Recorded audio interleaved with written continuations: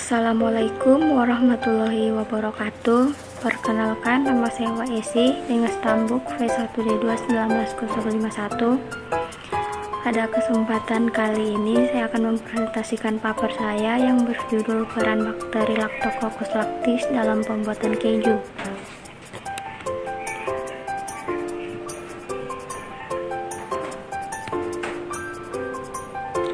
Keju merupakan gumpalan atau substansi yang dibentuk karena koagulasi protein susu dari ternak ruminansia oleh reaksi enzim renin atau enzim proteolitik lainnya. Dalam kondisi asam oleh adanya asam laktat, hasil kerja dari bakteri asam laktat yang ditambahkan. Ranet sendiri merupakan penggumpalan kasein pada proses pembuatan keju yang di dalamnya mengandung enzim protease renin. Enzim ranet yang digunakan merupakan enzim yang bersifat proteolitik yang dapat mengumpulkan susu pada proses awal pembuatan keju. Bakteri asam laktat yang sering digunakan pada industri keju adalah jenis Lactobacillus lactis. Keju juga berasal dari dadi yang diberi garam dan diperas membentuk padatan masif. Sebelumnya, susu telah dipisahkan dari gumpalan susu atau curd dan cairan dari gumpalan susu atau whey. Adanya gumpalan susu dan disaring dengan menggunakan kain saring, maka cairan terbentuklah keju yang akan kaya protein, lemak, kalsium, fosfor untuk pertumbuhan tulang dan gigi, serta baik untuk membentuk sel darah merah dan hemoglobin. Lactobacillus lactis merupakan bakteri laktat yang dimanfaatkan dalam dunia industri yang memproduksi produk susu fermentasi khususnya keju. Lactobacillus coccus mampu mengonversi pirufat menjadi alfa asetoklaktat ketika terdapat elektron aseptor seperti sitrat dan terjadi kelebihan pirufat relatif terhadap kebutuhan NADH melalui reaksi laktat dehidrogenase, di mana alfa asetoklaktat secara enzimatik diurai menjadi acetoin atau dikonversi secara non-enzimatik terhadap senyawa rasa, yaitu asetil.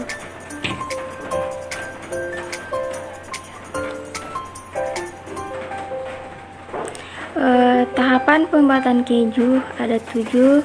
Yang pertama itu melalui pasteurisasi, yang kedua pengukuran pH, ketiga fermentasi dan inkubasi, keempat koagulasi susu terfermentasi, kelima pembuangan whey, keenam pengepresan rendemen, 7 penimbangan berat rendemen, dan terakhir itu penggaraman. Prinsip pada proses pembuatan keju adalah mengkoagulasi protein susu. Sumber koagulan keju dapat berasal dari asam hasil metabolisme mikroba, enzim dari tumbuhan, dan enzim protease atau renin. Enzim renin merupakan enzim yang berfungsi sebagai koagulan dalam pembuatan keju. Enzim renin dapat diperoleh dari abu masum anak sapi yang kemudian diekstrak menjadi ranet. Bagian dari susu yang mengalami proses koagulasi oleh ranet akan membentuk substansi padat seperti gel yang disebut curd dan sejumlah besar air serta beberapa zat terlarut akan terpisah dari curd yang disebut whey. Ranet sendiri memiliki harga yang relatif mahal, tersedia dalam jumlah terbatas, dan bahan baku yang berasal dari hewan dalam jumlah sedikit menimbun. Dicarinya alternatif koagulan pengganti ranet. Alternatif koagulan yang laktat yang dapat digunakan adalah bakteri asam laktat atau BAL. Peranan BAL dalam fermentasi keju yaitu untuk memulai fermentasi dengan produksi asam dari proses metabolismenya, di mana dapat menurunkan pH susu.